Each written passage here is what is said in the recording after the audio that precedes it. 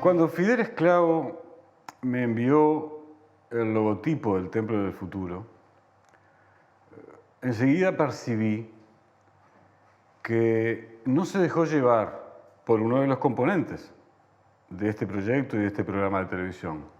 Tratar de mirar al futuro, la complejidad, los desafíos que se le plantean a la especie humana. Y en ese mirar no puede dejar de estar lo tecnológico, porque muchas de las tecnologías disruptivas que se están implementando y se van a implementar producen efectos de sociedad y tienen que estar en una reflexión de la complejidad sobre el futuro. Pero el centro tiene que ser lo humano.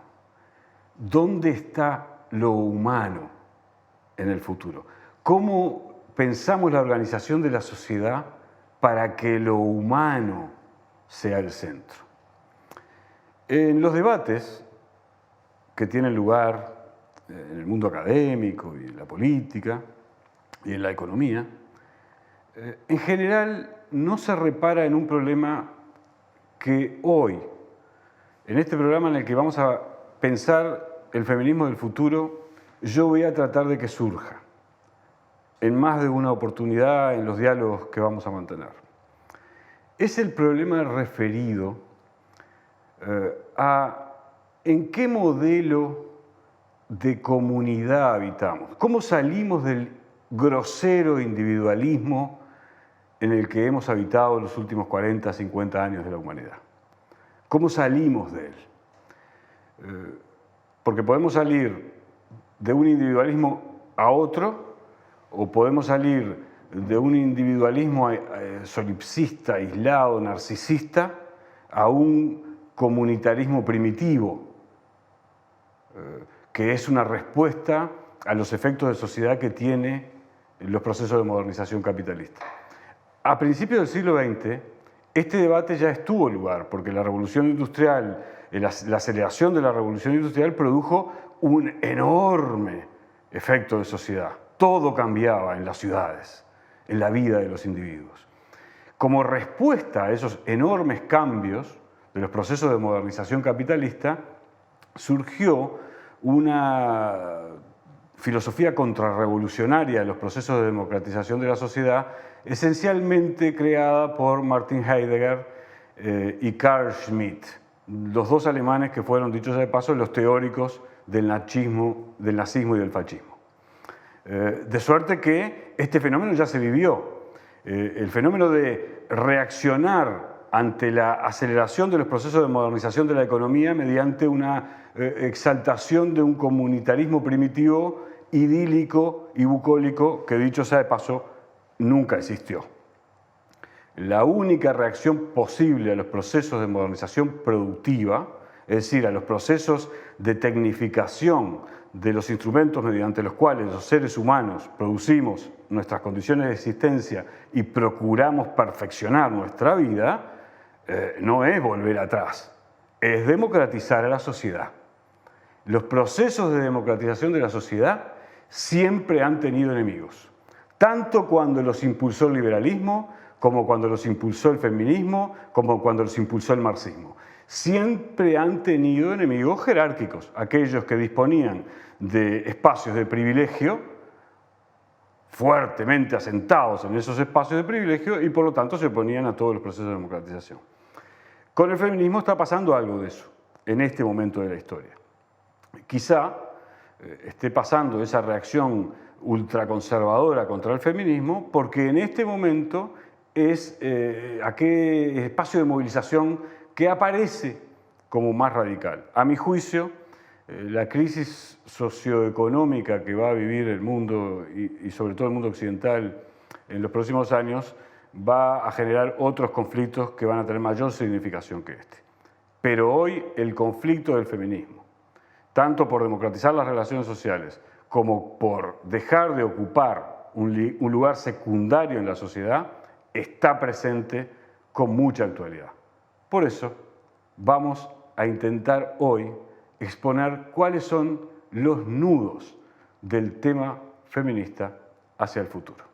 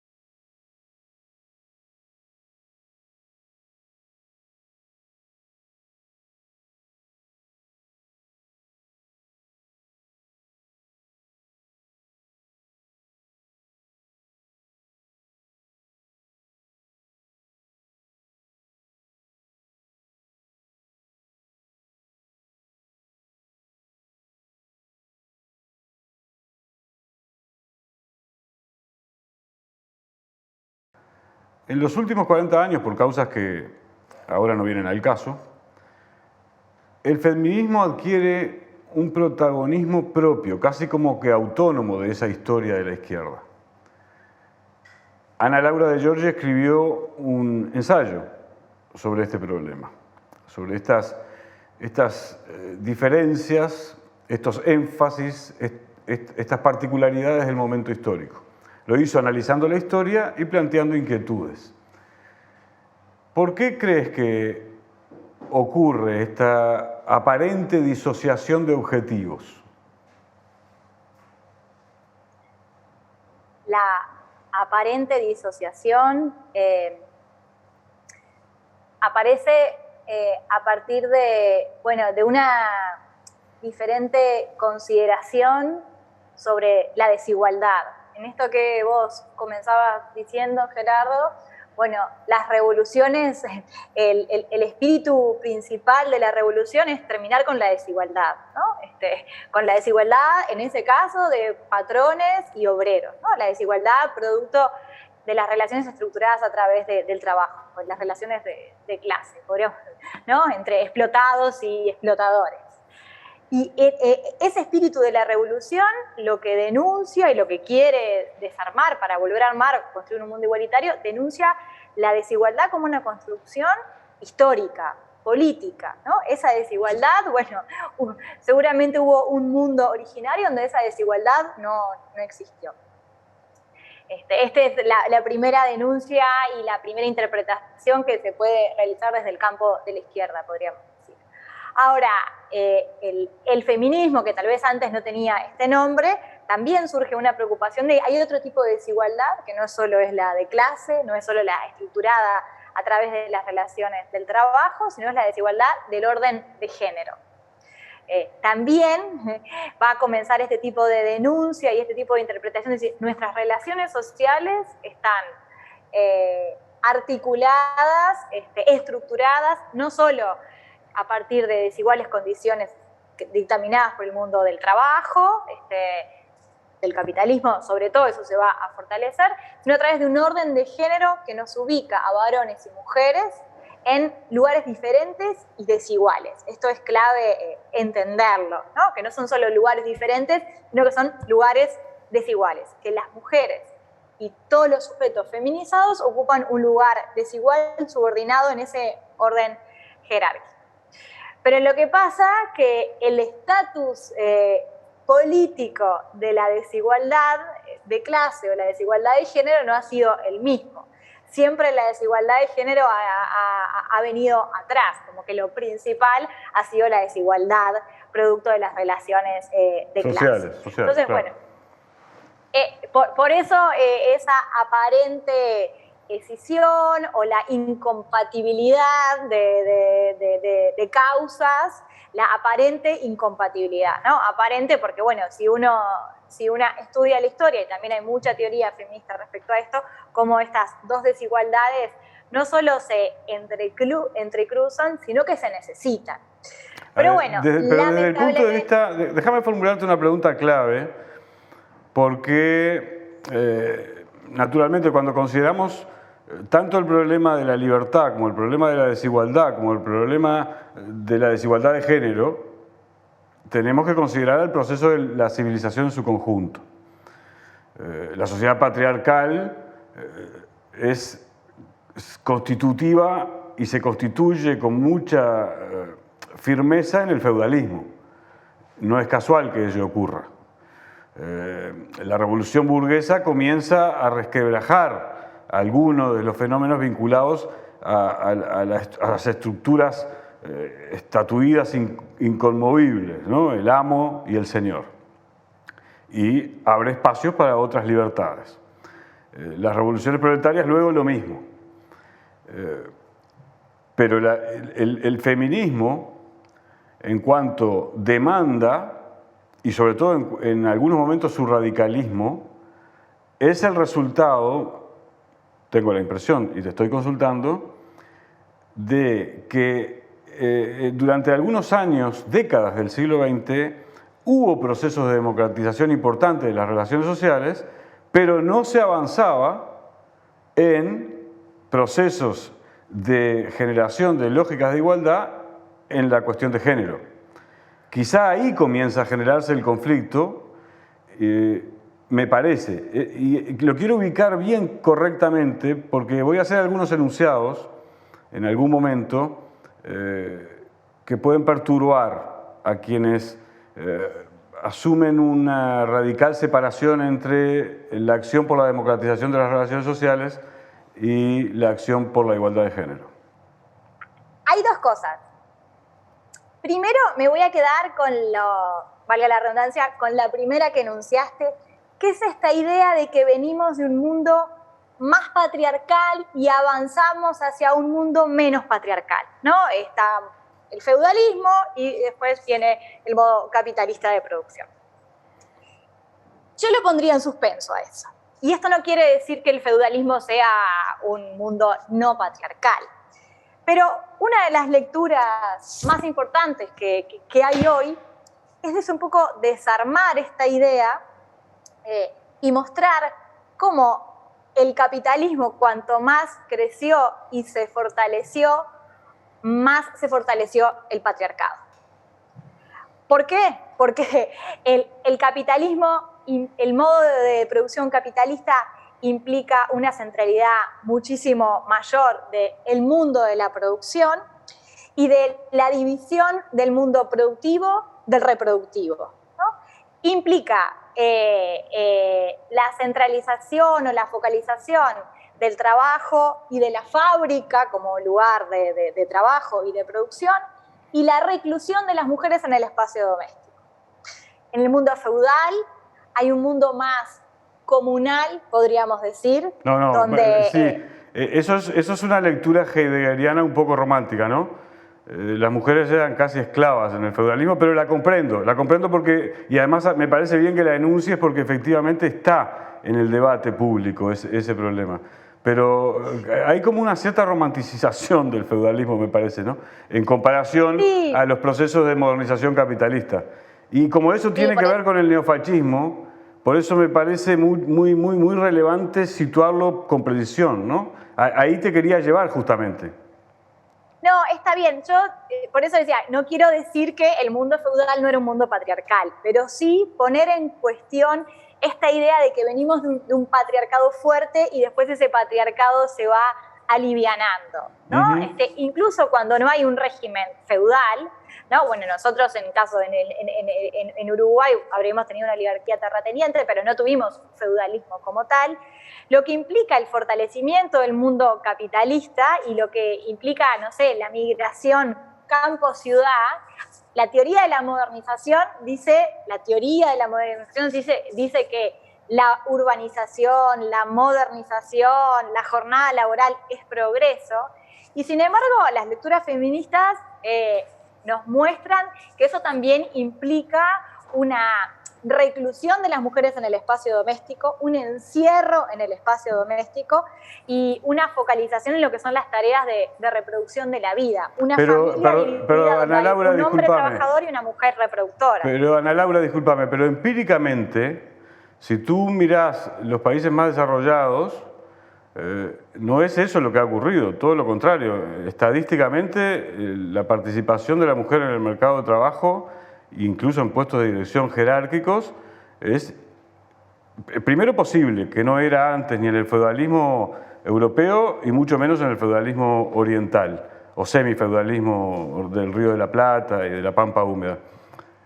Entonces, a mí me cuesta entender esa lectura. Por eso me gustaba este diálogo para tratar de comprender cuáles son los fundamentos sobre la base de los cuales se hace esa lectura. Porque estadísticamente la evolución de la participación, más allá, otra cosa es los asesinatos de la mujer, la discriminación, las prácticas machistas, que dicho sea de paso son de origen feudal, esto es mi propiedad, etc. La violencia,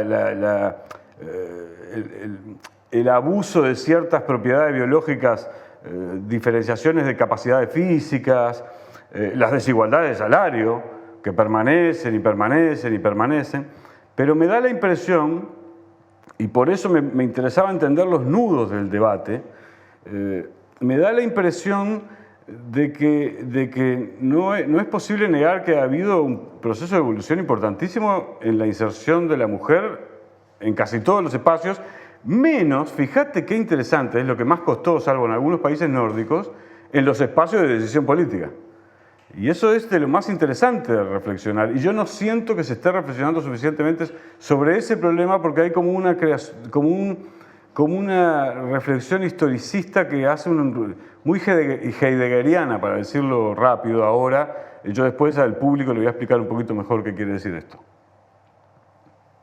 No sé, no se trata de menor o mayor inserción en el mundo laboral, pero sí entender que en un estadio de capitalismo débil, ¿no? En la sociedad comunal, en un estadio previo a la colonización capitalista, la vida en comunidad, por ejemplo, no está dividida entre el trabajo productivo y reproductivo. Esas tareas están mucho más mezcladas. La idea de lo público y lo privado no está. La idea de tareas de valor y tareas sin valor, ¿no? Eso lo trae el mundo capitalista. La idea de la domesticidad, del espacio doméstico, del horizonte doméstico, de la familia, de la casa como unidad, eso viene con el capitalismo. Eso viene con el capitalismo. Y por más que las mujeres ingresen al mundo laboral, el horizonte de la domesticidad no desaparece. El horizonte de la domesticidad siempre está. Y esto implica que las tareas reproductivas sociales, ¿no? No solo biológicas, las tareas reproductivas sociales, quedan a cargo de las mujeres. Quedan a cargo en última instancia de las mujeres. Ese es un poco... En última instancia quedan a cargo de las mujeres en el sentido de que son las que terminan asumiendo en este razonamiento, en esta línea argumental, el peso fundamental de la reproducción de la lógica familia clásica, feudal y capitalista, porque sí, no ha cambiado mucho, ¿no? En última instancia, diría, y en primera instancia, ¿no? Hay toda una socialización de género desde muy pequeñas que tiene que ver con el mundo doméstico, con aprender un montón de tareas, con aprender un montón de repertorios emocionales, ¿no? Para sostener emocionalmente la familia y para aprontar un mate cuando alguien lo necesita, cuando llega cansado de trabajar. Sin duda, y para sostener emocionalmente la culpa también. Digo, esto sucede también mientras las mujeres ingresan al mundo laboral. Mientras las mujeres ingresan a estudiar al nivel secundario, que antes no las dejaban, cuando las mujeres ingresan a la universidad. Hoy en día tenemos una matrícula universitaria sin problemas de exclusión de género, ¿no? Al ingreso, y sin embargo el horizonte doméstico sigue estando, ¿no? Y por algo vemos luego lo que son la expulsión o el rezago. Entonces, lo primero, esto que vos arrancabas, poner en suspenso la idea de que venimos de un mundo muy patriarcal y avanzamos hacia un mundo menos patriarcal. Eso lo pondría en suspenso, ¿no? Porque si nos vamos a un momento previo al desarrollo capitalista, previo a la colonización, en lo que es en el sur global, no tenemos los niveles de feminicidio que tenemos hoy, no tenemos el flagelo del abuso sexual. Entonces, primero como desarmar esta idea de que el patriarcado de hoy es más débil que el patriarcado de antes. Siempre, ¿no? Es como un sentido común que tenemos, esta idea de el hombre de Cromañón. Bueno, el hombre de Cromañón no hacía estas cosas horribles que hace el hombre del día de hoy, de abusar a hijas, hijastras, sobrinas, ahijadas, ¿no? Que es una cosa espeluznante. Sí. Entonces, no, pero ahora entendí. Poner en suspenso esa idea. ¿Eso te parece que es un componente? Un poco nada más que Ana Laura, ¿ese te parece que es un componente importante? Es decir, la dialéctica, familia, muy vinculada al rol reproductivo de las formas de producción con lo comunitario. Me parece que que aquí, porque en lo comunitario efectivamente, y estamos en otro debate, había ciertamente una horizontalidad mayor en relación con la naturaleza, en relación con el trabajo, en relación con todos los fenómenos de la vida. Así que ese es, sabés que se nos ha ido el tiempo, pero no puedo menos que agradecerte mucho la transparencia con la que expusiste, porque me ayudó bien a entender uno de los nudos del problema, y no es poco. Te quería, antes de despedirte, que tengo que despedirte, ya tendremos más diálogos, te quería pedir que nos recuerdes cómo es el título de tu libro. Tú publicaste un libro que, entre otras cosas, reflexiona sobre estos asuntos y que está en librerías. Por lo tanto, me interesaría conocer el título de ese libro.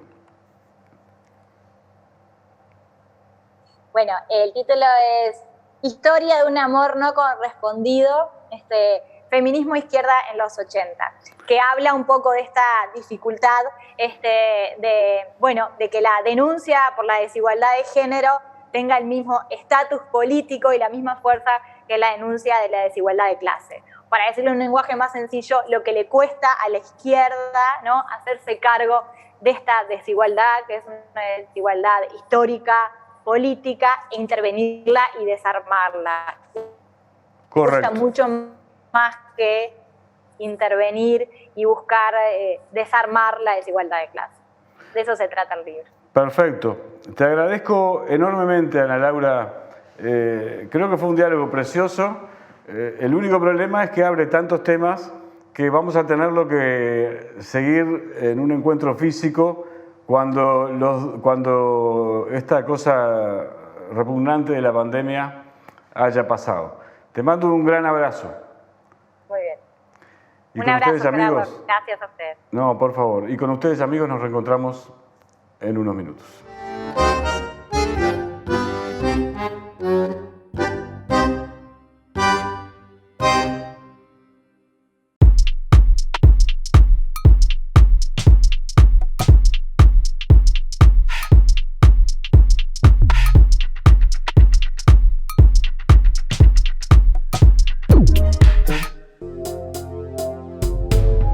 Existir Sociedad Anónima es el único importador oficial de repuestos Jack. Trabaja tranquilo con repuestos originales y visítanos en nuestra nueva planta de la Ruta 1, kilómetro 28500.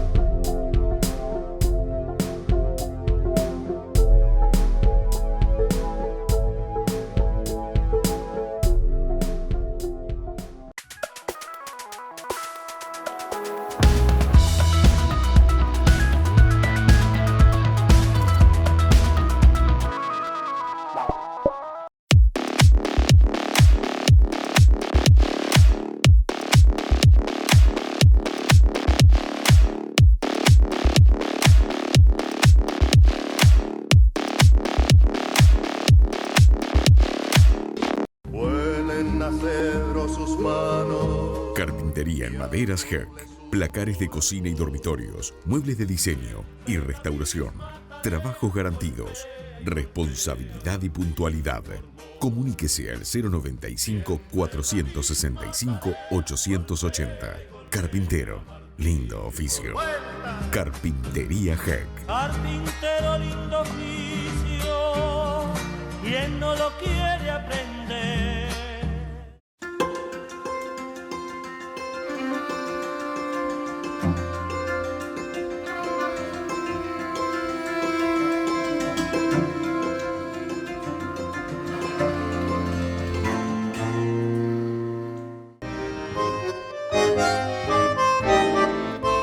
Ser feminista fue difícil en el origen.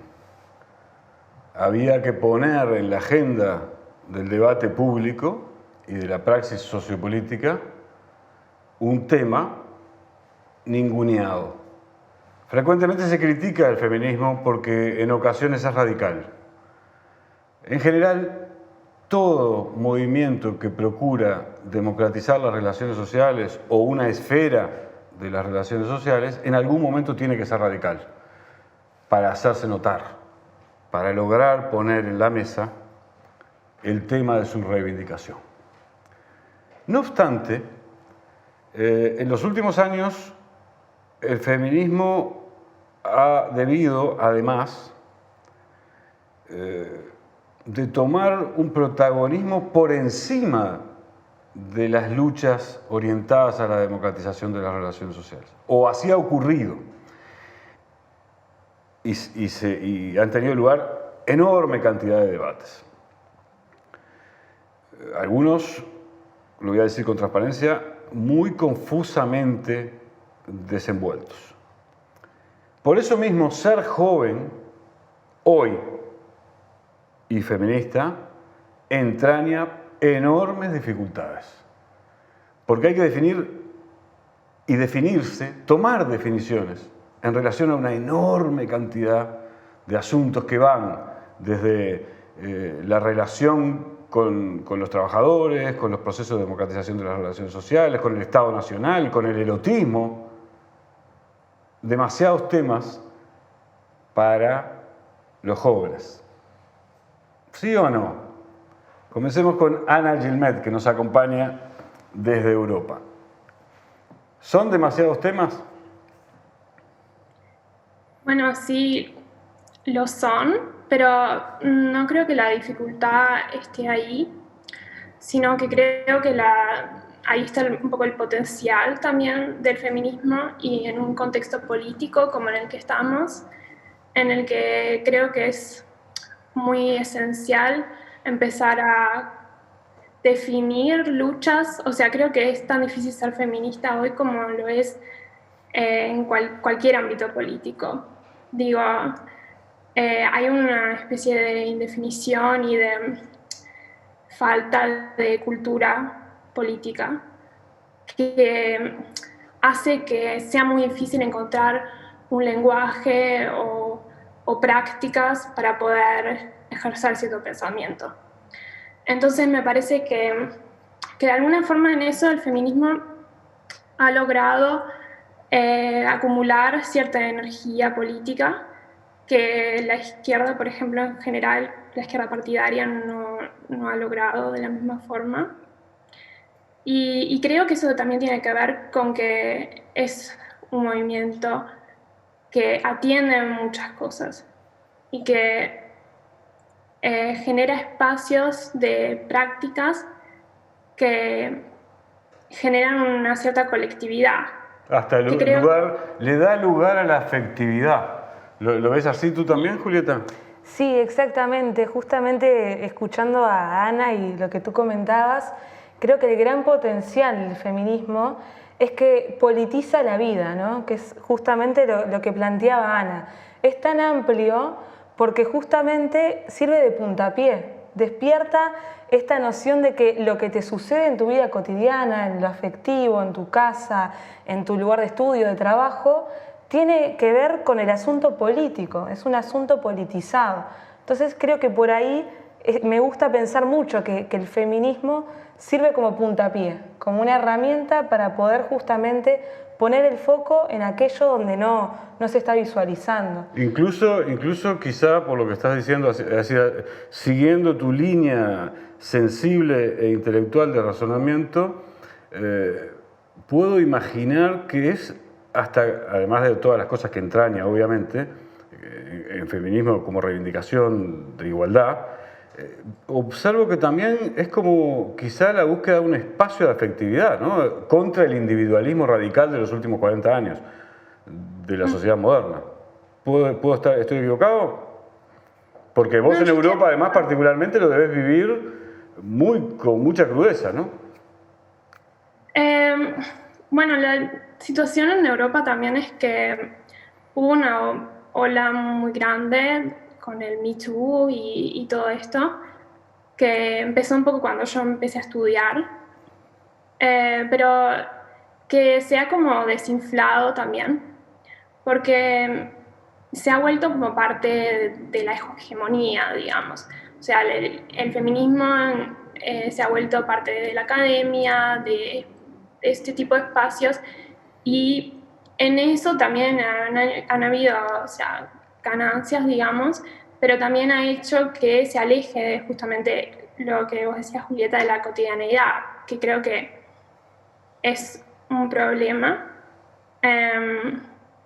pero sí creo que sigue siendo un lugar, como vos decís, de afectividad, de resguardarse de alguna forma. Pero también creo que hay como un momento de un poco de confusión, ¿no? Que también tiene que ver con la pandemia, ¿no? Y con que es muy difícil hacer política en este momento.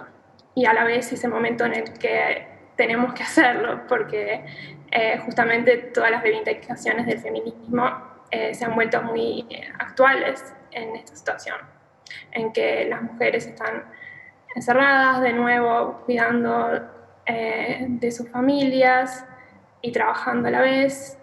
La violencia doméstica ha aumentado muchísimo. Y entonces creo que es importante volver un poco a ese lugar que vos le llamas afectividad, que hay una feminista de Inglaterra que ella habla de un concepto que le llama la felicidad radical y que tiene un poco que ver con esto. O sea, ella dice que lo que la política tiene que buscar es la felicidad colectiva y que hay ciertos momentos en la militancia en que uno experimenta esta especie de felicidad colectiva, que creo que capaz que el 8 de marzo en Uruguay es un momento así. Yo he vivido otros momentos así en mi militancia y son como momentos de explosión, que creo que cualquiera que haya militado conoce ese sentimiento. Julieta. Y ¿Sí? Sí, Dialoguen entre ustedes, ¿eh? Porque porque es muy importante para el público, me parece a mí, por lo menos lo es para mí, y quizá ya sea suficiente, entender la sensibilidad del fenómeno. Yo añadiría a la descripción que hacía Ana, que evidentemente también está en juego el sujeto de la democracia. Sí. ¿Cuál es el sujeto de la democracia en el siglo XXI? Y por lo tanto el mundo productivo. Y yo creo que le asigno enorme importancia a la reflexión sobre este fenómeno. Entonces, afectividad y sujeto de la democracia. Esa dialéctica, evidentemente el movimiento feminista está logrando que los jóvenes lo sientan, despierta el interés por protagonizarlo. Dialoguen entre ustedes. Sí, justamente combinando la última reflexión y lo que planteaba Ana de la felicidad, creo que una de las cosas bien importantes del futuro y del sujeto de la democracia va a estar en la disputa justamente de la noción de felicidad, pero entendida de que la felicidad no es algo abstracto ni algo como simpatía, sino que atraviesa el conflicto y el dolor. Que quienes se hagan cargo del conflicto, quienes se hagan cargo de la angustia de la población, de los problemas de las crisis, el empleo, etcétera, sí, etcétera. Sí. Además de los problemas psicológicos de los encierros, Exacto. del sobreexceso de trabajo, del sobreexceso del rol de cuidado, etcétera, etcétera, etcétera. Bueno, es curioso que justamente en esta ola del feminismo la reacción sean las iglesias neopentecostales, las reacciones, los discursos más violentos. Es como que veo que hay como dos formas de desviar esa angustia, ¿no? Buscando un orden, un discurso más violento por donde canalizar, y otro que asume el desorden, que asume la tristeza, como por ejemplo el aborto legal, ¿no? Que surge, no es un hecho lindo que le pasa a una mujer, un embarazo no deseado, y sin embargo aquello puede transformarse en una lucha colectiva que genera la felicidad y la tranquilidad de la libertad de la mujer, ¿no? Cómo trascender esa angustia para buscar la pública felicidad.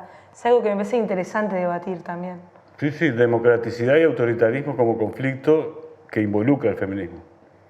¿No? Sí. Ana. Sí, pero también porque creo que es la misma militancia la que tiene que crear esos sentimientos, digamos.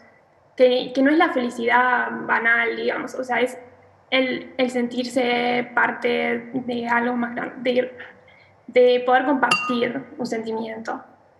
Creo que de alguna forma también la de derecha extrema en Europa ha sido muy, muy buena en hacer eso, y por eso ha ganado tanto terreno. Ha logrado trabajar la emocionalidad, decís vos, para convocar hacia sus postulados ideológicos. Sí, en ese caso la emocionalidad nacionalista, ¿no? Fundamentalmente, me imagino. Sí, ha podido canalizar esa frustración que hay en mucha gente. Y entonces también, y también ha podido generar ese sentimiento de colectivo hacia el lado del nacionalismo, ¿no? Y yo creo que entonces nuestro desafío, digamos, es cómo podemos generar colectivos en una sociedad muy fragmentada, digamos, hay las migraciones y, o sea, vivimos en una sociedad muy diversa con lo bueno y lo malo de eso, ¿no? O sea, es difícil entenderse también. Y entonces creo que el desafío está en cómo podemos generar esas multitudes que son diversas, son llenas de diferencias, pero que pueden compartir sentimientos colectivos, que pueden ser frustración también. Pero creo que la política tiene de alguna forma que ser un espacio de generar, por ejemplo, también felicidad. O sea, de que la lucha no sea el punto final de alcanzar una cierta utopía, porque eso, bueno, llega o no llega, pero muchas veces termina en decepción también. Y creo que ha sido un poco también eso el camino del feminismo y de otras luchas de colectivos que han muchas veces terminado en esa decepción. Y creo que entonces tenemos que lograr resignificar la lucha en sí, de qué es lo que una marcha o un espacio colectivo de reunión puede darnos a nuestro día a día, que capaz que una reforma puede hacer mucho por mucha gente, pero también el camino a esa reforma tiene que ser también un camino de cambios y de transformación. Sí, está claro que en todo momento nos estamos refiriendo al sujeto de la democracia, ¿no? Porque el sujeto de la democracia es un sujeto que tiene que gozar de la praxis que procura democratizar a la sociedad, abrir espacios de libertad para las diversas expresiones, las diferentes necesidades que la sociedad cada vez más compleja va generando. Es decir, que es interesante ver cómo, para mí es un aprendizaje, lo estoy observando ahora con la precisión de ver vuestras sensibilidades y miradas, cómo hay un hilo atrás ahí, que es el sujeto de la democracia. Sí, tal cual. Y ahora, ¿sabes qué se me venía a la cabeza? Que cuando, en la época del peronismo, digamos, en Argentina, cuando surge, digamos, el voto femenino, ¿no? Que hay un libro muy interesante que se los recomiendo de Julia Rosenberg, una historiadora argentina, que es Eva y las mujeres, una historia de irreverencia. Es cortito, interesante y bastante claro. Que justamente hablaban, bueno, el movimiento feminista argentino siempre estaba como representado una élite socialista, digamos, como de un intelectualismo poco, ¿no? Y Eva viene a traer un discurso de involucramiento de la vida cotidiana de las mujeres trabajadoras. Yo lo veo como un poco como los ponchazos, ¿viste? Como una cosa medio impulsiva, y logra un movimiento popular femenino de las mujeres que hace que no solamente logran el voto femenino, sino que entran por primera vez las mujeres a la Cámara de Representantes. Y algo muy interesante de esto es que siempre se buscaba como, bueno, las mujeres hacia educación, hacia salud, esas tareas, por así decirlo. Bordado, exacto, etcétera. bien como tiernas, por así decirlo. Y sin embargo, las mujeres se metían en asuntos de las Fuerzas Armadas, de políticas económicas, de justicia. Hay un análisis muy interesante de cómo también la mujer siempre ha quedado políticamente relegada a ciertos temas, ¿no? Y lo bien que le hace a la democracia que las mujeres, bueno, si bien sigamos insistiendo y reflexionando sobre el feminismo, también disputemos todo aquello de la política y la democracia, lo cual siempre se nos ha relegado, ¿no? Espacios de poder, de decisión. Exacto. Exactamente. Pero creo que en eso es importante pensar en este nuevo escenario político, de también reflexionar un poco sobre cuáles son los espacios de relevancia y de poder hoy en día, porque yo creo que la democracia partidaria, liberal, etcétera, está muy deslegitimada. Y no sé, yo creo que no sé si es un lugar para aspirar para un movimiento feminista. O sea, creo que el movimiento feminista tiene mucho más para hacer desde otros lugares que están más cerca de la vida cotidiana. Y que, por ejemplo, las alcaldías, o por ejemplo el caso de Ada Colau en Barcelona, de cómo esos lugares que capaz no son los que uno se imagina como lugares como la jerarquía de poder. Sí, pero son esos lugares donde se está contestando la vida de las personas. Y creo que esa es una definición que es estratégica y que el movimiento en sí tiene que reflexionar. Sí, justamente creo que ahí también hay una gran virtud del feminismo que en estos momentos donde el descreimiento de las democracias, ¿no? Los políticos son todos malos, es como esa intención que hay a nivel global, ¿no? El feminismo viene a reivindicar otra forma de hacer política, ¿no? Viene a reivindicar que la política no es algo ajeno y que no es algo de una cúpula iluminada, sino que es parte de nuestra vida cotidiana.